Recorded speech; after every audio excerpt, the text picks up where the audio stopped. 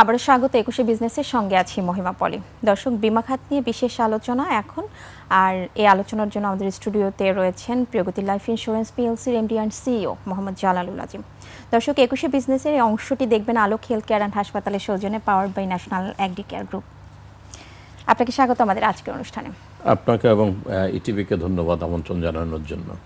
জি, সদ্য প্রগতি থেকে dividend announcement হয়েছে 25% মতো, যেখানে 10% ক্যাশ এবং 15% ক্যাশ এবং 10% স্টক ডিভিডেন্ড। তো সেখানে একটা বিষয় একটু জানতে চাচ্ছি, যেখানে বেশিরভাগ বীমা কোম্পানি এখনও অস্তিত্ব সংকটে রয়েছে, সেখানে আমরা প্রগতির দিন দিন আসলে উত্থানই দেখতে পাচ্ছি।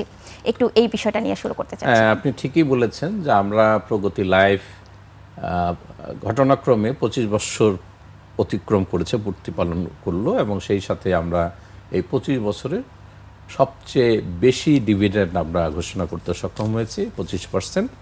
তার ভিতরে 10% আছে আপনার স্টক হিসাবে, 15% ক্যাশ হিসাবে। আমরা বিগত বছরগুলোতে প্রতি বছরই কিন্তু আমরা এই ডিভিডেন্ড বেশি দিচ্ছি। আমি যদি 24-এর কথা বলি, তখন আমরা দিয়েছিলাম 15%, সেখান থেকে কিন্তু আমরা 25-এ আসছি। আপনি যে প্রশ্নটা করলেন যে আমরা এখানে এত ভালো কিভাবে দিলাম, নিশ্চয়ই কোম্পানির পারফরমেন্স ভালো ছিল বলে আমরা দিতে পেরেছি। পক্ষান্তরে অনেক কোম্পানি তাদের অস্তিত্ব সংকটে আছে, গ্রাহকের দাবি পরিশোধ করতে পারছে না। আমরা গ্রাহকের 100% দাবি পরিশোধ করে শেয়ার হোল্ডারদেরকে আমরা এই ডিভিডেন্ড দিতে সক্ষম হয়েছি, এবং বিগত বছরগুলোতে ধারাবাহিকভাবেই ক্রমবর্ধমান হারে দিতে পারছি। তার মূল কারণ হচ্ছে আমরা এই কোম্পানিটাকে প্রফেশনালি আমরা রান করাই। 100% কমপ্লায়েন্স সরকারের তরফ থেকে, ইজার তরফ থেকে যে ধরনের নীতিমালা মেনে চলার কথা, আমরা সবগুলো 100% মেনে চলি, যার ফলেই আমরা কোম্পানির ভিত্তি অনেক শক্ত করে ফেলেছি। আমাদের প্রতি বছরই প্রিমিয়াম যেরকম বাড়ছে, পাশাপাশি আমাদের যে বিনিয়োগের ইনভেস্টমেন্ট রিটার্ন, সেটাও প্রতি বছর বাড়ছে। ফলশ্রুতিতে আমরা যে সারপ্লাসটা হয় লাইফ ইন্স্যুরেন্স কোম্পানিতে, অর্থাৎ আমাদের যে সম্পদ এবং আমাদের যা আয়, সেখান থেকে আমরা যে দায় থাকে গ্রাহকদের, সেটা মাইনাস করার পরে যেটা থাকে, আর সেটাকে আমরা সারপ্লাস বলি। সারপ্লাসের 10% ডিভিডেন্ড দিতে হয়, 90% গ্রাহককে বোনাস আকারে দিতে হয়।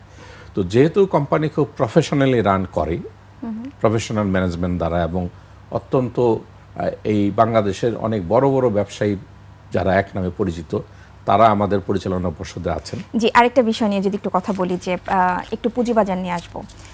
আমরা দেখি যে প্রতি বছরই এই যে ইন্স্যুরেন্স সেক্টরের একটা র্যালি কিন্তু প্রতি বছরই একটু থাকে, কিছুদিন হলেও এটা একটা থাকে।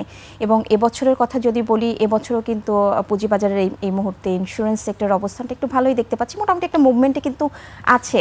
যেখানে এর আগে যখন আপনার সাথে আমার এই জায়গাতেই অনেকবার কথা হয়েছে, আমরা বরাবরই বলেছি যে ইন্স্যুরেন্স সেক্টরটা আসলে গ্রাহকদের আস্থার সংকটে ভুগছে, গ্রাহকদের দাবি মেটাতে পারছে না, এখনও পর্যন্ত গ্রাহকদের দোরগোড়ায় পৌঁছতে পারেনি। সেখানে এই সেক্টরটা আসলে পুঁজিবাজারে এই যে প্রতি বছরই একটা র্যালি যেটা বলছিলাম, এটা কেন? না, যেটা হয় বাংলাদেশের পুঁজি বাজারটা আসলে ঠিক কিভাবে চলে, এটা আমি অনেক সময় বুঝতে পারি না, প্রফেশনাল হওয়া সত্ত্বেও। এমনকি আপনি যদি আমাকেও প্রশ্ন করেন যে আমাদের কোম্পানির যে প্রাইসিং আমি যেটা দেখি প্রতি বছরই একটা লেভেল পর্যন্ত নিচে নেমে যায়, আবার একটা পর্যায়ে অনেক বেশি হয়। তো সেটা অনেক সময় যুক্তিসঙ্গত কারণ আমিও খুঁজে পাই না। যেমন এখন ডিভিডেন্ড ডিক্লেয়ার করেছি, ভালো, এখন বাড়ার কথা, হয়তো বাড়বে, কিন্তু অনেক সময় দেখা যায় যে বাড়ে, কিন্তু সেটার পিছনে তেমন কোনো যৌক্তিক কারণ আমি কোম্পানির এমডি হিসাবেও বুঝতে পারি না। আবার অনেক সময় কমে যায়, সেটার কারণটাও বোঝা যায় না। আমরা কিন্তু গত সরকারের আমলে আমরা দেখেছি 15টি প্রতিষ্ঠানকে শর্ট লিস্টেড করা হয়েছে তাদের আর্থিক অবস্থান দুর্বল থাকার কারণে, সেটাও দেখেছি। সেটা একটা পদক্ষেপ নিয়েছিল অন্তর্বর্তীকালীন সরকারের সময় যে ছিলেন, আমার ব্যক্তিগতভাবে মনে করি অত্যন্ত ভালো একটা পদক্ষেপ ছিল, যদিও এটা আলোর মুখ দেখেনি। তো সরকারকে আসলে পদক্ষেপ নিতে হবে। বিমা সেক্টর, আমরা যে কোম্পানিগুলো ভালো আছি, তারাই কিন্তু পুঁজিবাজারে একটা ভালো অবদান রাখছি।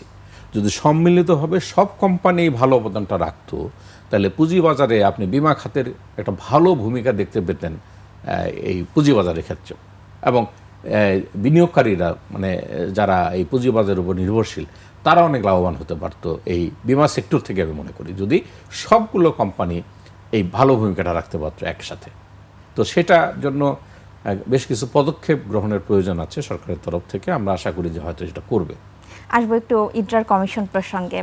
সম্প্রতি ইডরার নতুন কমিশন অর্থাৎ নতুন চেয়ারম্যান নিয়োগ দেওয়া হয়েছে এবং এই ইডরার ইতিহাসে প্রথম নারী চেয়ারম্যান নিয়োগ দেওয়া হয়েছে মীর নাদিয়া নিভিনকে। তার জন্য অবশ্যই শুভকামনা থাকলো এবং জানতে চাইবো যে এই যে নতুন চেয়ারম্যান আসলো, তাহলে কি এই সেক্টরের প্রতি হচ্ছে মানুষের গ্রাহকদের একটা আস্থা পুনরুদ্ধারে সক্ষম হবে কতটা?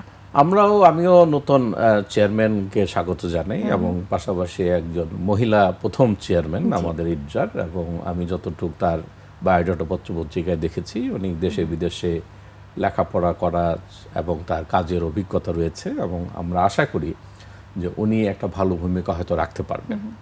পাশাপাশি এটা ডিপেন্ড করে, আমি মনে করি যে যেহেতু উনি এই সেক্টরে নতুন, যদি এই সেক্টরটা সম্পর্কে উনি প্রথমে একটু স্টাডি করেন, এই সেক্টরে কি কি চ্যালেঞ্জ রয়েছে এটা যদি উনি ভালোভাবে বোঝার চেষ্টা করেন, পরবর্তীতে স্টেক হোল্ডারদেরকে সাথে নিয়ে যদি এই সেক্টরটাকে ভালো করার জন্য, এই সেক্টরটাকে ডেভেলপ করার জন্য যে পদক্ষেপ নেওয়া দরকার সেই পদক্ষেপগুলো যদি উনি নিতে পারেন, তাহলে সম্ভব যে বিমা সেক্টরটা বাংলাদেশে সত্যিকারেই অত্যন্ত সম্ভাবনাময় একটা খাত, সেই খাতের পুরোপুরি সম্ভাবনাকে উনি কাজে লাগাতে পারবেন যদি এই পদক্ষেপগুলি উনি গ্রহণ করেন। অনেকদিন যেখানে হচ্ছে আপনিও এই সেক্টরের সাথে জড়িত আছেন, আপনি কাজ করছেন এবং ভালো একটা হচ্ছে জায়গায় হোল্ড করছেন, তো সেখানে একটু জানতে চাইবো যে অবশ্যই চ্যালেঞ্জ সম্পর্কে আপনাদেরও কিছু ধারণা আছে, তো কি কি চ্যালেঞ্জ আসলে ফেস করতে হতে পারে? চ্যালেঞ্জ তো ফেস করতেই হবে, হতে পারে না, করতেই হবে। তার প্রথম হচ্ছে ইমেজ সংকট, তারপর হচ্ছে আপনার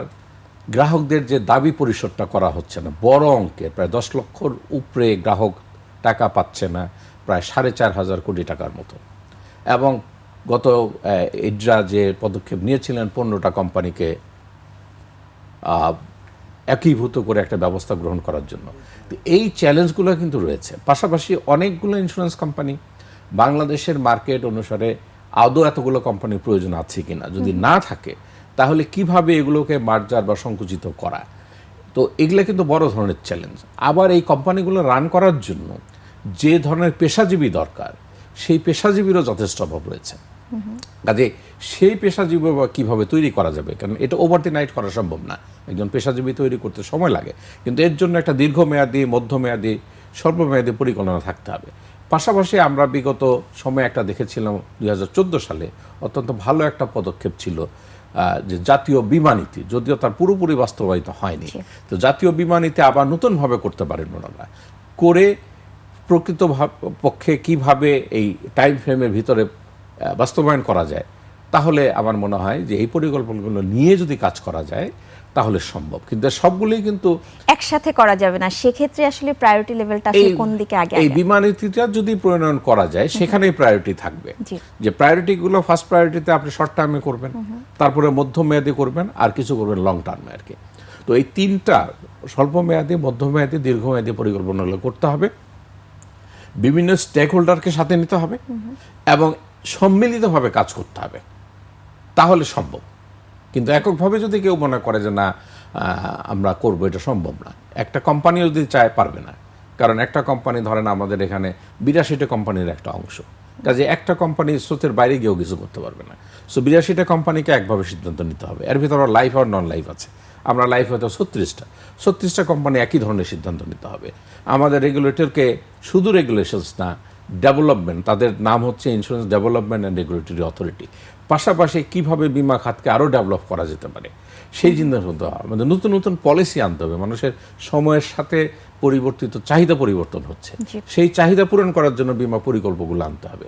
আমাদের বিমা পরিকল্প তৈরি করতে গেলে অ্যাকচুয়ারি লাগে, বাংলাদেশে অ্যাকচুয়ারির যথেষ্ট অভাব আছে, কিভাবে আরো অ্যাকচুয়ারি তৈরি করা যায় সেই চিন্তাগুলো করতে হবে। কিন্তু কিছুক্ষণ আগে বলছিলেন যে আসলে আমাদের দেশে যে 82টা বীমা কোম্পানি রয়েছে, যদি পার্শ্ববর্তী দেশে তাদের হচ্ছে এই সেক্টরটা অনেক বেশি ডেভেলপ, তো সেখানে তাদের এত কম, কিন্তু আর আমাদের দেশে এত বেশি, তো এই জায়গাটাতে আসলে কোনো সংস্কার বা অবশ্যই আমি মনে করি একটা সংস্কার কার্যক্রম অবশ্যই সরকারকে নিতে হবে, যাতে আমি ব্যক্তিগতভাবে এবং খুব জোরালোভাবে বলি যে এত কোম্পানি কোনো প্রয়োজন নেই, সংখ্যাগুলো কমিয়ে আনতে হবে।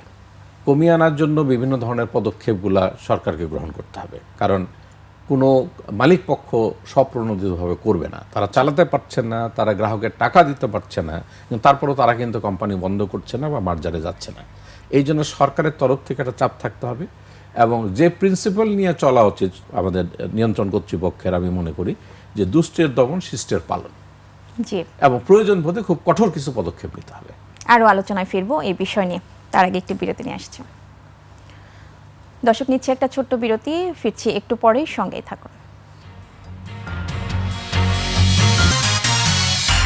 আবারও স্বাগত 21শে বিজনেসের সঙ্গে আছি মহিমা পলে। দর্শক, বিরতির আগে বীমা খাত নিয়ে কথা বলছিলাম প্রগতি লাইফ ইন্স্যুরেন্স পিএলসির MD and CEO Mohammad Jalalul আজিমের সঙ্গে। প্রিয় দর্শক, 21শে বিজনেসের এই অংশটি দেখছেন আলোক হেলথ কেয়ার অ্যান্ড হাসপাতালের সৌজন্যে, powered by national agri care group. আমরা আবারও তার সঙ্গে আলোচনায় ফিরছি। বিরতির আগে যদিও বেশ কিছু বিষয় নিয়ে কথা বলছিলাম, একটু বাজেট প্রসঙ্গ নিয়ে কথা বলতে চাই।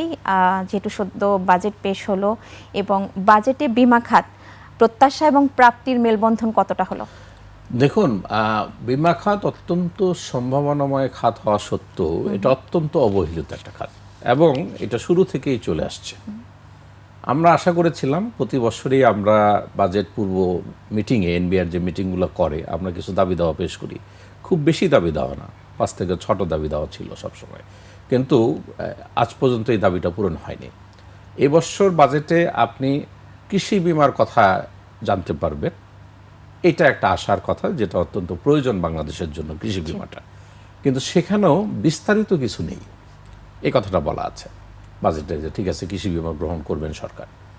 আর আরেকটা কথা বাজেটে নেই, বা কিন্তু মাননীয় প্রধানমন্ত্রী কোনো একটা টেলিভিশন বক্তব্যে আমি শুনেছি, উনি বলেছেন স্বাস্থ্য বিমার কথা। জি, যেহেতু এবছর এই খাতটাতে বেড়েছে, ওনারা বরাদ্দ বেড়েছে। অনেক বাজেট বরাদ্দ করেছেন, হেলথ কার্ড দিবেন, এই ধরনের আমরা শুনতে পাচ্ছি। তো কিন্তু বাজেটে এটা তেমন কোনো স্পেসিফিক কিছু নেই স্বাস্থ্য বিমা সম্পর্কে, মাননীয় প্রধানমন্ত্রী যদিও বলেছেন। তো যার ফলে আমাদের প্রত্যাশার সাথে প্রাপ্তির বড় ধরনের একটা গ্যাপ আছে। জি, আমরা মনে করি বাজেটে এই বিমা খাতে অনেক কিছু থাকতে পারত। আমাদের যে 5-6টা দাবি মূলত ভ্যাট ট্যাক্স নিয়ে, একটা ওনারা 5% কমিয়েছেন, যেটা আমরা রিইন্স্যুরেন্স প্রিমিয়াম যেটা দেই পুনর্বিমা, সেখানে 15%-এর জায়গায় 10% করেছেন। কিন্তু মূলত এখানে কোনোটাই থাকা উচিত না, কারণ এটা ডাবল ট্যাক্সেশন। আমরা প্রথমে যখন বিমা গ্রাহক আমাদের কাছে বিমা করে, সেই প্রিমিয়ামের উপরে কিন্তু আমরা ট্যাক্স বা ভ্যাট দিয়ে থাকি। এখন তারই একটা অংশ আমরা কিন্তু পুনর্বিমা করছি, এটার উপরে 15% ট্যাক্স ইম্পোজ করে বা ভ্যাট ইম্পোজ করে এটা ডাবল ট্যাক্সেশন করা হচ্ছে। এই জন্য আমাদের দাবি ছিল যে না, ডাবল ট্যাক্সেশন না, এটাকে সম্পূর্ণ জিরো করা হোক, তাহলে একটা ট্যাক্সই থাকবে, ডাবল ট্যাক্সেশন হতে পারে না। তো যাই হোক, একেবারে কিছু না পাওয়া থেকে কিছু পাওয়া 5% কমেছে।